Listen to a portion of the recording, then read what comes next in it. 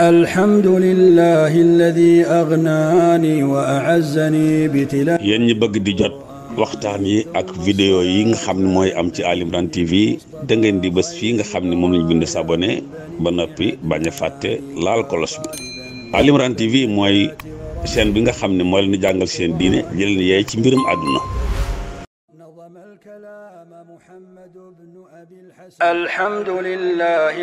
الحمد لله الذي أغناني وأعزني بتلاوة القرآن ثم الصلاة على النبي المصطفى خير البرايا من بني عدنان يا طالبا سبل النجاة وراغبا حفظ القرآن بلهفة وتفاني إني أسوق موضحا لك خطة تبدو كمثل قلائد العقيان تقرأ بها القرآن سهلا لينا تنجو به من آفة النسيان أخلص لربك وادعه. moo wax leen programme bi parce que maison ba fi ñu war a dem dugg ñoo ngi ñu convoqué à 13h30 comme yeneen écoles yi donc pour ñu bañ a perdre temps nag ñu commencé xool yenn sites yi en face de nous mooy li ñu jàkkaarloo ni bâtiment bi moom ñoo ngi koy wax le petit palais képp ku nekk président rek yow yaa ko moom yow lañ koy jox daal soo amee ay gan ñu bëgg a ñëw fii ñu ñëw fii passer la journée yendu fii wala ñu fanaan en tout cas ci loxo président la nekk. depuis temps Léopold Sédar ça fonctionné mais après fonctionné tul comme ni mu war a fonctionné si lañ mujjee def le petit palais ñu daal di ko yóbbu fi ñuy wax Popenguine yéen a ngi koy dégg.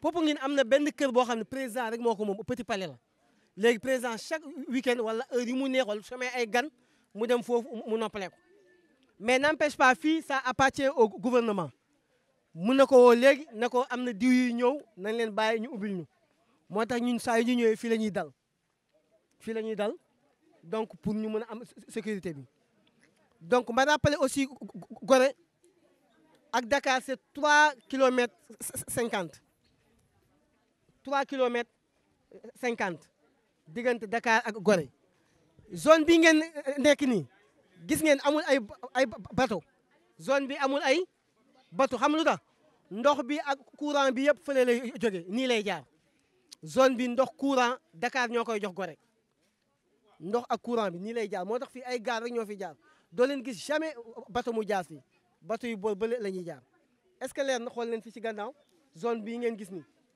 ndox bi courant ak ndox fii lay jóge ñu alimente est-ce qu'on peut aller mën nañu continuer voilà on y va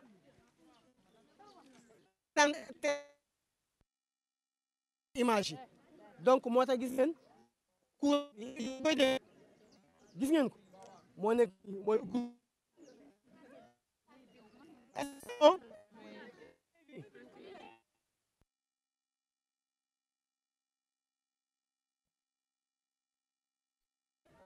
la mosquée.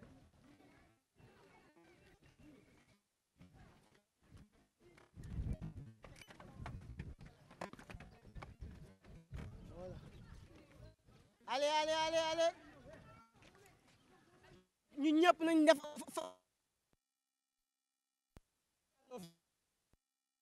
ko.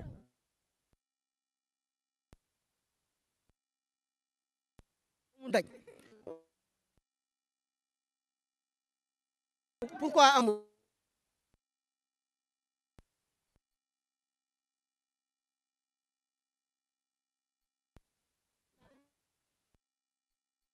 suñu maam yi biñ jàpp di leen yóbbu Amérique Espagne ci dëkk yi bu ñu bëggaan mës a julli dañ daan daw ñëw fii ñu julli donc bu ñu ñëwee fii nag ñu doon bañ am fu ñu nekk moo tax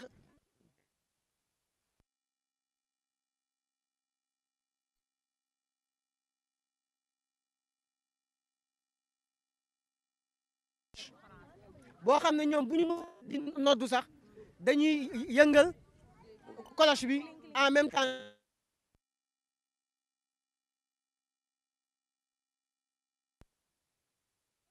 jullit moo tax bii mooy la grande mosquée de Gorée patrimoine la moo tax kenn du ko changé maanaam am na ñoo xam ne waxoon nañu am nañu ay millions pour tabaxaat ko affaire ñu ne maanaam lii genre tiraat rek a tiraat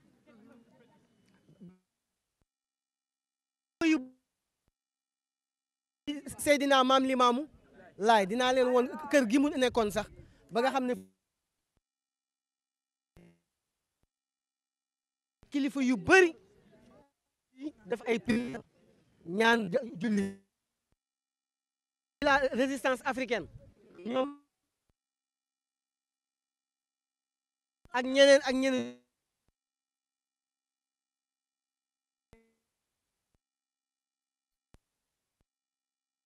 ñu ñëw di ñu fii ñu taxaw tabaski gis ngeen ko moo nekk nii donc chaque année da ngeen dégg ay laayeen ñu ñëw fii def benn jàng appel bu mag parce que maam li ma lu bari est-ce que c'est clair léegi on va aller monter à Koumba Castel voilà ليثبتك ويزيل عنك وساوس الشيطان ودع الذنوب كبيرها وصغيرها فالذنب يطفئ جذوة الأذهان وعليك بالشيخ المؤيد بالسند الحافظ الثقة الكريم الداني الزاهد الورع المضيئة حاله بمكارم الأخلاق والإيمان لا تنقطع عن درس شيخك مرة واحذر من الإهمال والروغان اذهب إليه ولو بحفظك آية gauche ñu gis la baat ñu gis la def seen appareil yi bateau bu ñëw foo awee dinañ la gis ak lu mu guddi guddi dañ la observer est-ce que c'est bon Mirador mooy fii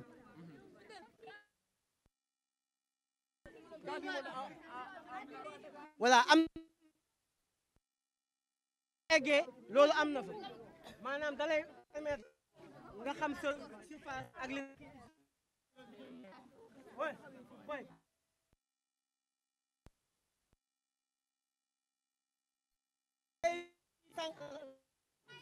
y a deux couleurs différentes yéen a ngi koy gis te loolu su amee dañ lay annoncer l'approche de la saison des pluies maanaam dañ lay wax ne taw moo ngi ñëw parce que l'eau de la pluie ak l'eau de la mer musuñu nekk da koy génne gis ni ngeen gis ni day génne lépp ndox bi léegi ndoxu géej bi moo nekk nii léeg-léeg yëpp beneen ndox la da koy génne ba dem tefes bi mooy approcher la saison des pluies est-ce que c'est bon on peut continuer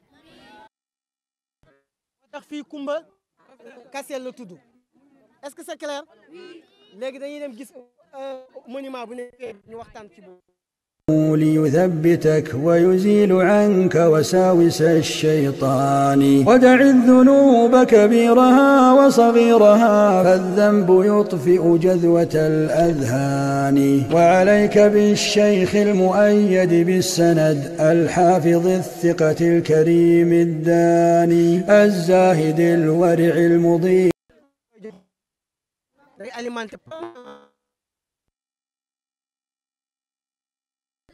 fii ngeen nekk souterrain la maanaam zone de cantonnement la ci suuf ay kër la de am na ñu si dëkk yéen a ngi xool antenne yi ci suuf am na ñu fi dëkk am pagay ay nit am pagay ñoo ngi ci suuf ay kër am pagay mais amuñu accès foofu parce que am na ñu fa dëkk seen i kër la parce que fii zone de cantonnement la français yi ñoo def gis ngeen ab escalier ba am na ñu nekk ci suuf dëkk am pagay waaw mais xam comme am nañu fa dëkk moo tax ñu amuñu accès foofu dugg mais vous avez vu les antennes yi gis ngeen fii li kon 19 ak Bill Clinton ancien président des États-Unis c'est pour rendre hommage aux 302 victimes yi nga xam ne suux nañ 99 xoolal fële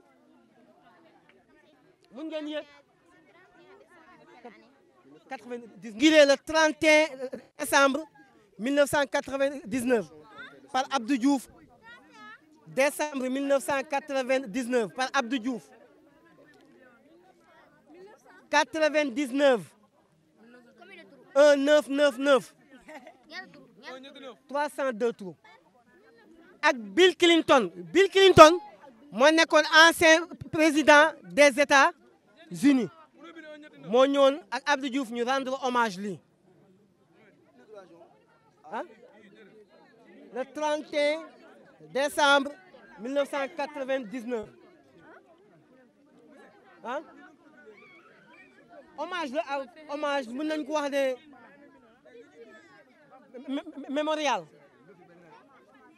mémorial Kumba Kastel wala mémorial de Gorée c'est xool leen plaque bële waaw mémorial de Gorée عليهم نعمة الرضوان ثم الصلاة على النبي محمد ما مر وقت في الورى وثواني ثم الصلاة على النبي محمد ما jàng moo ñu sut sax si jàng waaw mais non jayuma la moo tax man su ma fi ñëwee site bi amul ku ko gën a maîtriser ci Gorée wala ci Sénégal moom moo ñu expliqué bii site après ñu dem ñii waa Daara Ali Imran franco arabe dégg na ay langues yu bëri ci arabe ci lépp macha allah.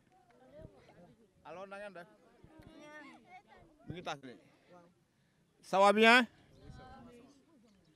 bon si vous barrez laa ko wane fii ñu nekk nii place bi fii moo tudd Fort Saint-Michel ah Fort Saint-Michel Fort Saint-Michel moo nekk Fort Saint-Michel mooy 3e fort Gorée parce que am na portugais yi hollandais yi français yi ñooy 3e ñoom ñoo nekkoon fii comprends ngeen kanu bi mi ngi tudd les canaux des Navarones les canaux des Navarones kanu bi français ñoo ko defar ñu ngi ko defaree France Angoulême ñu ngi ko fabriqué en date de 1902 waaye da ngeen déglu na ñu ngi fabriqué kanu bi en France Angoulême en date de 1902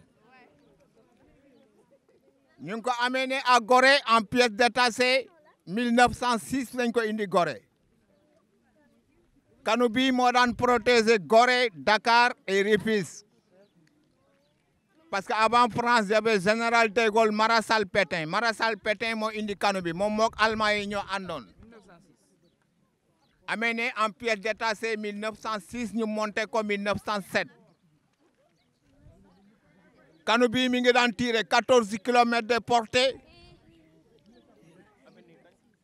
240 millimètres de diamètre bi mooy gémmeñ kanu bi mi ngi nekk 240 millimètres bon kanu bi mi ngi pesé 6642 tonnes 6642 tonnes de ferraille mi ngi doon def rotation da daan tourner 360 degrés la daan tourner bon kanu bi benn yoon la mos a tiré mi ngi bombardé benn bateau anglais le 23 septembre 1940 mooy affaire bu rouge bi ngeen di gis si géej bu ngeen dugg Gorée balise bu rouge boobu moo fi salu bi di wër noonu benn bateau ravitaillement anglais moo nekk si suuf kanu bi moo ko bombardé le 23 septembre 1940 bon kanu bi ñu ngi ko désarmé ñu ngi ko yàq l'indépendance du Sénégal 1960 léegi damay laaj élèves yi sitta alfu wa xamsa miya wa isnayni wa arba'in ñaata mooy ñaata yaatuwaay bi mooy 300 mètres 900 mètres de long 300 mètres de large quartier bi mooy Kastel si anglais mooy château parce que li ngeen yëg si kaw yéen a ngi yëg à latitude de 36 mètres virgule 52 centimètres mooy li ngeen nekk si kaw 36 mètres 52 mooy latitude bi quoi. fi ñuy yëg ci suuf ba toll ni hauteur bi. waaw yéen li ma leen laajee kenn tontu ma si. sitta alfu wa xamsa miya wa isnayni wa arba'in. 6000 waxaatal. ستة ألف 6000 و500 واثنين وأربعين 500 moom laa lay wax 6000 waaw 6500 6542 42 Ah, boobu la Voilà, merci Michael. فالوصل يروي ظلة الظمآن عقب الصلاة احفظ 3 أسطر مع كل فرض لا تكن بالواني مجموعها هي 10 مع 5 في كل يوم باسم ريان مجموعها في 6 يا صاحبي 90 سطرا وضحت ببيان في 7 الأيام راجع ما مضى لتثبت المحفوظ في رسخان إن شئت فاحفظ Objet d'art rek lañ ciy jaar et tout ce qui est africain mais particulièrement sénégalais ay produits sénégalais artisanal souvent nag touristes yi ils fréquentent ici day ñëw fi di fréquenter maanaam fi boo xoolee ci biir. ok c'est bon on peut continuer. عقب الصلاة احفظ 3 أسطر مع كل فرض لا تكن بالواني مجموعها هي 10 مع 5 في كل يوم باسم ريان مجموعها في 6 يا صاحبي 90 سطرا وضحت ببيان في 7 الأيام راجع ما مضى لتثبت المحفوظ في رسخان إن شئت فاحفظ Paso bu ñëwee dina leen expliquer tuuti lan mooy lycée Mariama Ba est-ce que c'est clair bu ñu paree fii rek on va aller à la maison des esclaves bu ñu ñëwee ñu jël pause peut-être ñu jaar fii Blaise Diagne juddu xam ngeen ko Blaise Diagne qui était Blaise Diagne kan moom moo mën a wax tuuti ci Blaise Diagne après un député de l'AOF waaw am na ñaari institution au Sénégal yu tudd Blaise Diagne yu tuddee Blaise Diagne mooy ban aéroport Diass très bien ak ban ak lycée Blaise Diagne voilà. Avant toute chose, s'il vous plaît, un peu de silence, on s'écoute. On écoute dans un premier temps. Posez des questions après. Présentement, nous sommes devant le portail de la maison d'éducation Mariama Ba de l'île de Gorée. L'école a été créée en 1978. Vous écrivez date de création 1978 par le président Senghor. Et l'école s'appelait Maison d'éducation de l'Ordre national du Lion. C'était le premier nom de l'école. 78.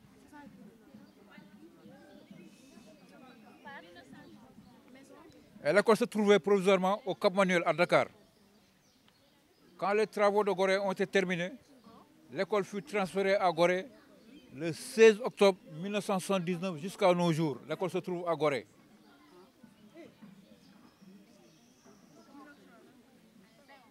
Les critères d'admission pour être dans cette école sont les suivants. À l'issue du concours de l'entrée en 6e, sous tout le Sénégal, dans un premier temps, de 78 jusqu'à 83, on prenait que les 25 000 jeunes filles du Sénégal. Mais deuxièmement, il fallait qu'un des parents, soit le père ou bien la mère, soit décoré l'Ordre national du Lion.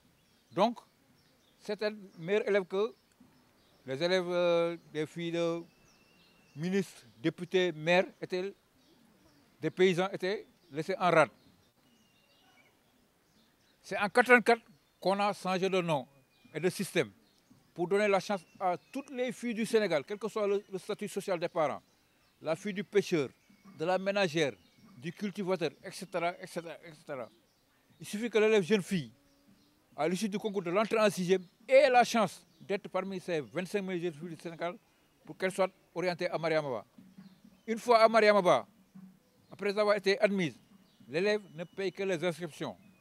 Au-delà des inscriptions, tout le reste, c'est le gouvernement qui prend ça en charge. Elles sont logées, nourries, blanchies, et depuis 2013, elles sont devenues boursières. Chaque fin du mois, elles perçoivent leur bourse. Et l'école a changé de nom à partir de 1984 pour devenir maison d'éducation Mariama Ba de l'île de Gorée. Et au niveau du Sénégal, c'est le seul lycée internat jeunes filles. Nous avons le lycée Kennedy à Dakar, Ahmed Fall à Saint-Louis et Mariama Ba de Gorée. La particularité de Mariama Ba, c'est que les élèves viennent le dimanche soir ou bien le lundi matin. Elles ne ressortent que le vendredi après-midi pour aller voir les parents ou bien les parents d'approche. Et c'est une des écoles qui, chaque année, aux examens du bac, du BFM, fait 100% de réussite. Que des filles, de la 6e à la terminale, nous avons que des filles. Certaines d'entre elles, la durée, c'est 7 longues années. 6e à la terminale, c'est 7 ans. Mais certaines d'entre elles, une fois en classe de seconde, première terminale, peuvent faire des concours internationaux tels que Collège du Monde Uni. ALA signifie African Leadership Academy. Si ces derniers réussissent à ce concours, à partir de l'Afrique du Sud, elles peuvent terminer les études en Europe, aux Amériques ou bien en Asie. Mais malheureusement, c'est la fuite des cerveaux. L'école n'est concernée que par des filles. Vous avez la chance d'y être, à condition que vous travaillez très bien à l'école. Malgré que l'école soit au cœur de Gorée, le 16 octobre 70 à nos jours, peu de filles de Gorée ont eu la chance de faire de cette école. Maintenant, si je ne me trompe pas, ça fait au moins 15, voire même 20 ans, on n'a pas de jeunes filles de Gorée qui sortent dans cette école. Donc, les jeunes filles de Gorée ne font pas assez d'efforts pour être dans cette école. Présentement, grosso modo, c'est ça un peu la jeunesse. Si vous avez des questions à poser, je suis à votre disposition. Ouais. Maison d'éducation de l'Ordre national du Lion. Vous les garçons, c'est le Prytanée militaire à Saint-Louis, au nord. Ou bien l'école scientifique des jeunes filles à Diourbel, à partir de la seconde, si je ne me trompe pas. Ouais. Maison d'éducation de l'Ordre national. Il y a une nouvelle réforme qui a été introduite. Léegi dama la jox exemple comme élèves yi fi ñëw 2024-25 bi boo jëlee l'ensemble du Sénégal nga jël élèves yi def CM2 yi à travers le Sénégal góor ak jigéen le nombre bi ñu ngi nekkoon 301 622 élèves sur l'ensemble du Sénégal ñoo doon def CFE ak entrée en 6e léegi résultat entrée en 6e génnee ba pare dañuy def benn présélection jël téeméer ak juróom fukki élèves jigéen yu gën a baax moyenne sur le plan national yu dëkk Thiadiaye Casamance Kédougou Saraya Matam Gorée Parcelles Assainies bu ñu xamee liste 150 yi ñoom ñëpp ñooy tase Dakar defaat un deuxième test bu defee deuxième test nag fanweer ak juróom yu génn si loo boobu chaque année ñoom ñooy indi Mariama Ba donc il faut être au sommet doo jàng doo ay jàngatu da ngay jàng moo tax nga ñëw Mariama Ba lii mooy critères yi pour ñëw fii Mariama Ba. نظم الكلام محمد بن أبي الحسن الحمد لله الذي أغناني وأعزني بتلاوة القرآن ثم الصلاة على النبي المصطفى خير البرايا من بني عدنان يا طالبا سبل النجاة وراغبا حفظ القرآن بلهفة وتفاني إني أسوق موضحا لك خطة تبدو كمثل قلائد العقيان تقرأ بها القرآن سهلا لينا تنجو به من آفة النسيان أخلص لربك وادعه ليثبتك ويزيل عنك وساوس الشيطان ودع الذنوب كبيرها وصغيرها فالذنب يطفئ جذوة الأذهان وعليك بالشيخ المؤيد بالسند الحافظ الثقة الكريم الداني الزاهد الورع المضيئة 1784, je reprends, l'ancienne maison des esclaves de l'île de Gorée a été construite par les Français entre les années 1780 et 1784. La première des nations européennes qui s'est intéressée de l'île, c'était les Portugais. Ils étaient là depuis 1444. Et les Portugais vont véritablement s'intéresser de l'île de Gorée à partir de 1536. Ils seront les premiers à construire les tout premiers bâtiments ici à Gorée. Donc on peut dire que ce sont les Portugais qui sont les premiers ici à Gorée pendant la traite négrière, qui a débuté de 1536 jusqu'à 1848. Voilà, chers élèves, les Portugais, avant de quitter l'île, ils avaient donné un nom à l'île. Ils l'appelaient à l'époque Ilha da Palma. Cela veut dire île aux palmiers. Après, les Portugais vont abandonner l'île de Gorée en 1627. Et ça sera au tour de la Hollande, le Pays-Bas. Et les Hollandais vont aussi donner un nom à l'île. Ils vont l'appeler Hoodred. Hoodred, ça s'écrit H-2-O-D-E. Séparé R-2-E-D. Hoodred. H-2-O-D-E. Séparé R-2-E-D. Cela veut dire la bonne rade. Un lieu qui est calme. Un lieu qui est sécurisé. Et à partir de 1677, la France va arriver sur l'île, elle va chercher la Hollande. Et la France va s'installer en premier lieu de 1677 jusqu'à 1804. À partir de 1804, la France aussi sera cherchée de l'île de Gorée par les Anglais.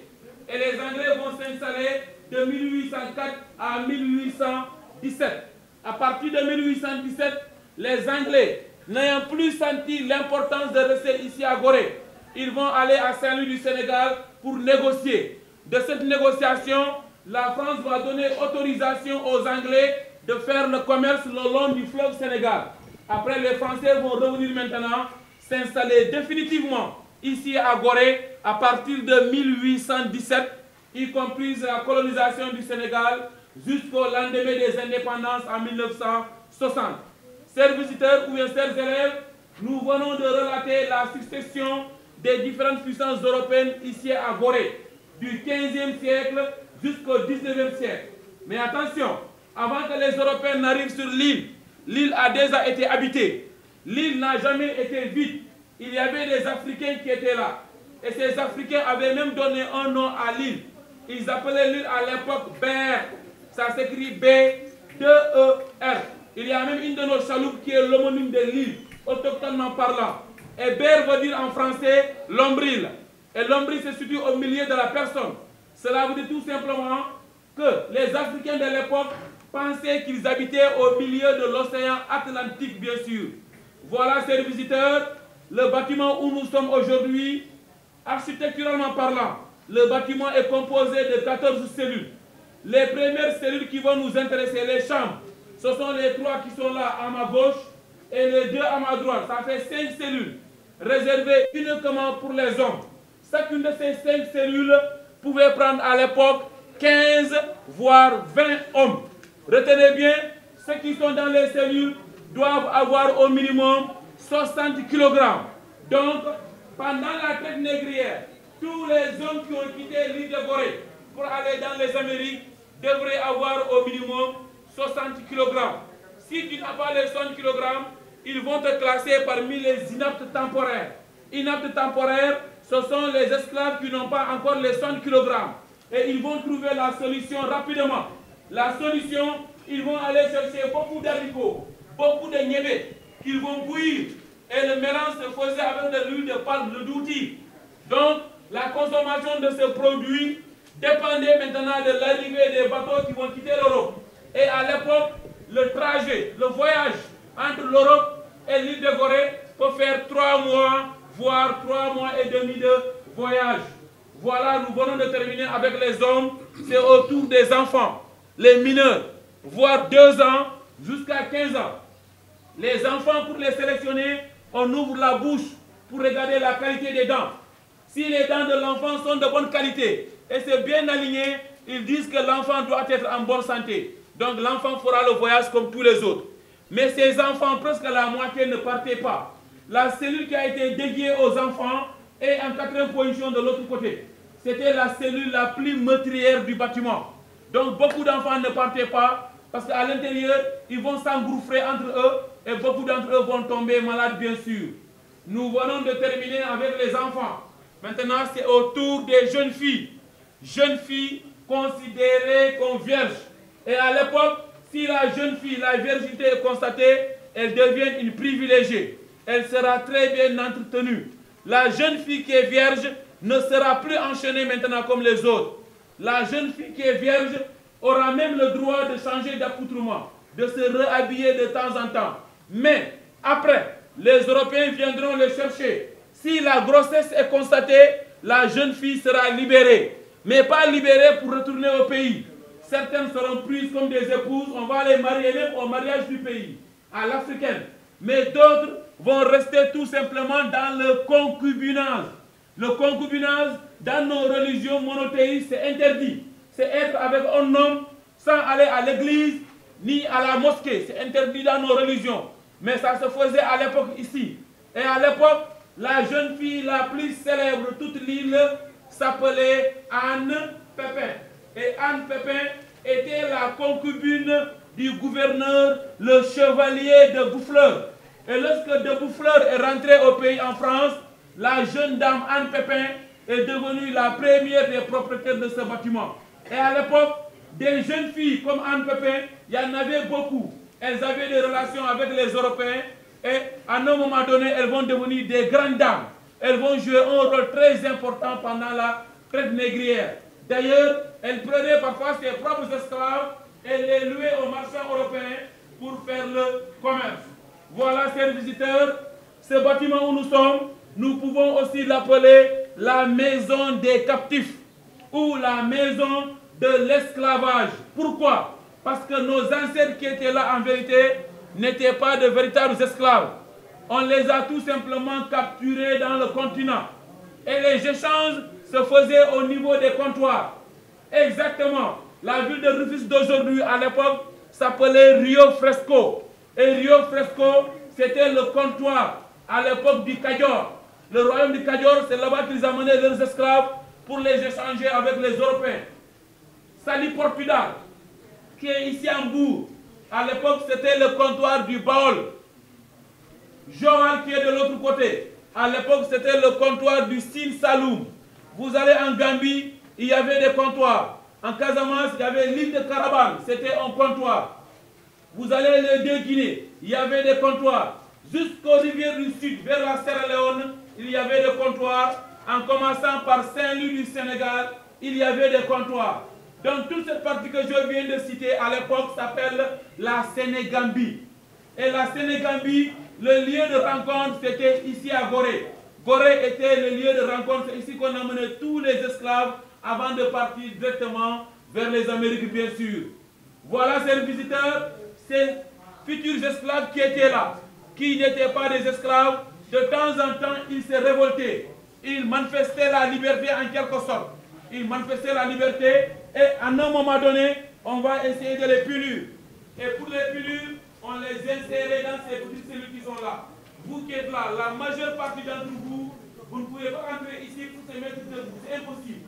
Seuls les plus petits. Mais ceux qui sont géants, une fois dedans, vont toucher la toiture, en quelque sorte. Donc retenez tout simplement, à l'époque, nos ancêtres qu'ils choisissaient, surtout les hommes, ils avaient la taille et ils avaient la corpulence en quelque sorte. On les mettait dans ces petits trous et à l'époque, ils souffraient beaucoup. C'était trop criminel, bien sûr. Retenez bien, chers élèves, et vous pouvez même le retenir que la traite négrière est l'une des premiers crimes contre l'humanité, bien sûr, qu'on a eu à infliger à l'Afrique noire, bien sûr. Après ces cellules, des récalcitrants, nous avons la plus grande des cellules qui est de l'autre côté. C'est la cellule la plus grosse du bâtiment. C'est dedans qu'on mettait les femmes. La maman qui a commencé à faire des enfants. Malheureusement, à l'époque, la maman qui a commencé à faire des enfants n'était pas entretenue. Elle était laissée à elle-même, presque torse nu. À un moment donné, la maman, elle devient importante une fois arrivée dans les Amériques. Retenez bien, voici l'importance de la virginité. La jeune fille à l'époque qui est vierge et même 4 fois plus cher que sa propre maman. Dans la cellule de la maman, une fois dedans aujourd'hui, en visitant les cellules, vous allez trouver un bassin rempli d'eau. Mais de grands chers élèves, une fois dans la cellule, l'eau qui est dedans n'est pas buvable. C'est nous qui l'avons installée dedans. Nous voulons que les visiteurs comme vous, une fois dedans, vous l'observez bien et vous comprendrez pourquoi on l'a installé dedans. Nous voulons que la cellule de la maman devienne un lieu de méditation, un lieu de prière. Mais surtout, nous l'avons installé dedans pour montrer à tous visiteurs confondus que le continent africain et les Africains ont toujours été spirituels. Que l'Afrique a connu l'existence de Dieu et l'existence des religions, avant même que les religions dites monothéistes n'arrivent dans ce monde. Chers élèves, soyez-en fiers de votre continent. Le continent africain en est berceau 3 fois. En premier lieu, le continent africain est le berceau du monothéisme, la première des religions, de l'unicité de Dieu. Le judaïsme a d'abord été exercé en terre africaine par Moïse, avant qu'il ne prenne son peuple pour traverser la mer. En deuxième lieu, l'Afrique est le berceau de la civilisation universelle. Et ça, ce sont les Européens même qui l'ont écrit, à travers la Grèce antique, Aristote, Platon, Pythagore, Thalès et tant d'autres étaient des élèves des étudiants en Égypte antique. Et leurs enseignants, leurs professeurs étaient des Kémètes. Kémètes veut dire noirs. Ce sont les noirs qui les ont enseigné la science, la philosophie et autres choses. Et ils ont copié ça pour aller influencer le reste de l'Europe, bien sûr. Et retenez bien, chers élèves, et je sais que vous le savez mieux que moi, l'Afrique est le berceau de l'humanité. Proche des côtes antillaises et du Brésil. Et le Brésil, à l'époque, à lui seul, a reçu presque 45,5% des esclaves qui ont quitté le continent africain. Et sur le plan stratégique, l'île de Gorée est la partie la plus sécurisée. C'est la raison pour laquelle toutes les nations européennes se rêvent ces réalités. Vous les l'île de Gorée, la maison des esclaves, soit visitée presque 5 jours sur les élèves du Sénégal. Vous êtes là, ce lieu doit être normalement un lieu de motivation. Quand je dis motivation, c'est de penser surtout à votre réussite. الحمد لله الذي أغناني وأعزني بتلاوة القرآن ثم الصلاة على النبي المصطفى خير البرايا من بني عدنان يا طالبا سبل النجاة وراغبا حفظ القرآن بلهفة وتفاني إني أسوق موضحا لك خطة تبدو كمثل قلائد العقيان تقرأ. Salam alaikum. Je m'appelle Maimouna Ndiaye et je fais la classe de CM2. Aujourd'hui, on a fait une sortie dans l'île de Gorée. On a pris la chaloupe, puis on est venu sur l'île. On était bien accueillis, puis on nous a fait visiter les monuments. Ça m'a rendu ému. C'est tous les bâtiments, c'est l'histoire de nos ancêtres, les monuments et leurs histoires. Et j'ai connu ce que nos ancêtres ont vécu. J'ai visité la maison des esclaves, j'ai visité des monuments très grands.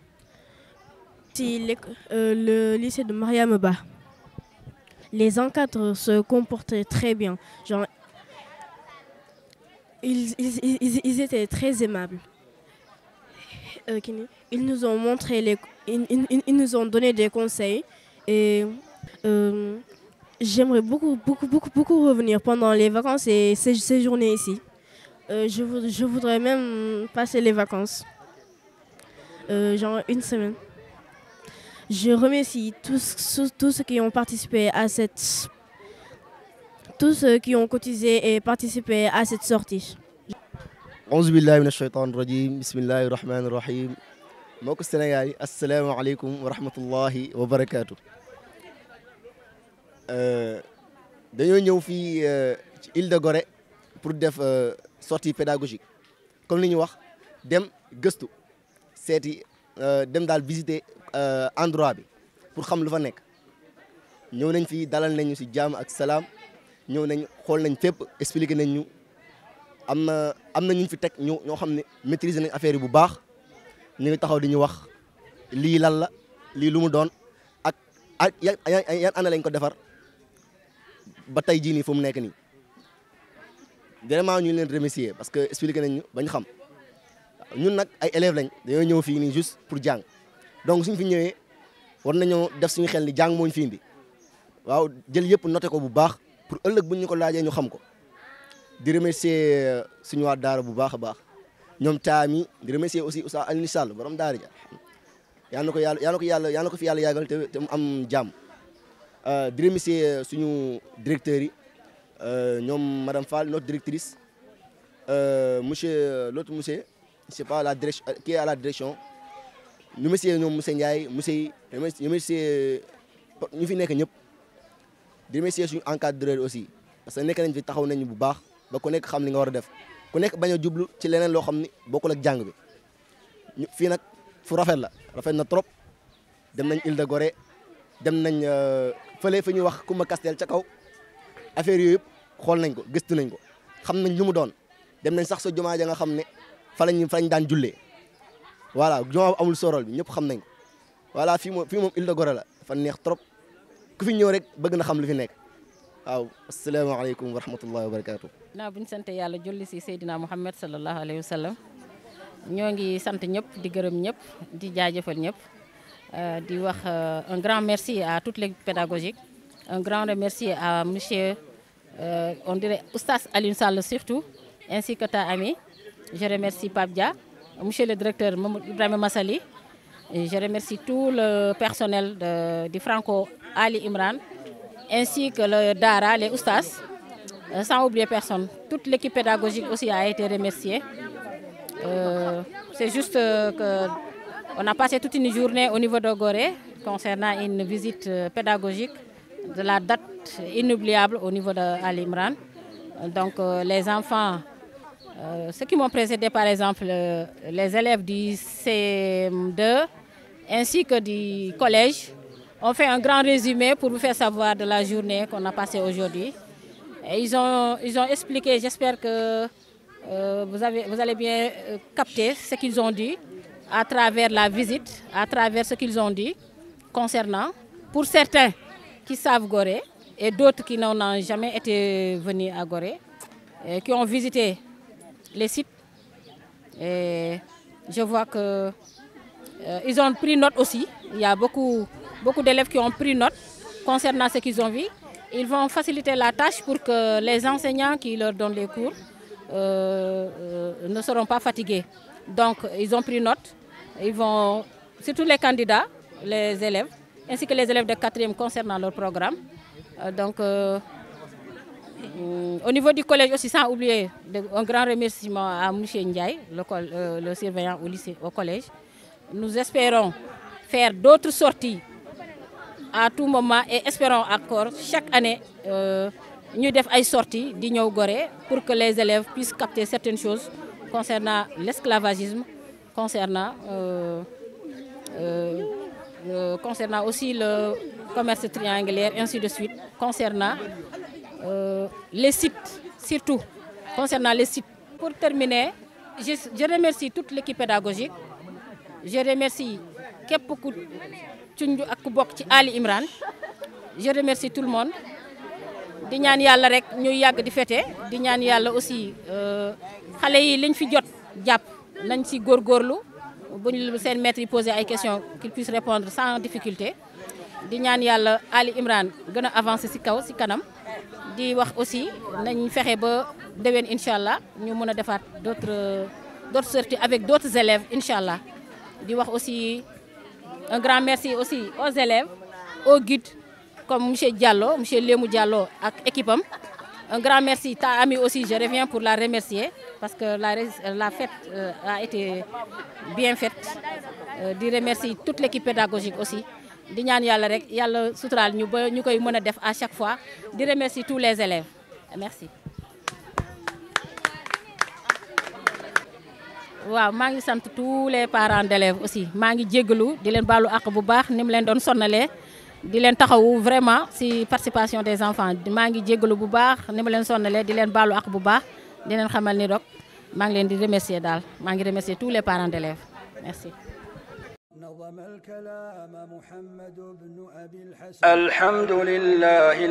الحمد لله الذي أغناني وأعزني بتلاوة القرآن ثم الصلاة على النبي المصطفى خير البرايا من بني عدنان يا طالبا سبل النجاة وراغبا حفظ القرآن الحمد لله الذي أغناني وأعزني بتلاوة yéen ñi bëgg di jot waxtaan yi ak vidéo yi nga xam ne mooy am ci Ali Imran TV da ngeen di bës fii nga xam ne moom lañ bind s'abonné ba noppi bañ a fàtte laal kolos bi. Ali Imran TV mooy chaîne bi nga xam ne moo leen di jàngal seen diine jëleen yeey ci mbirum àdduna.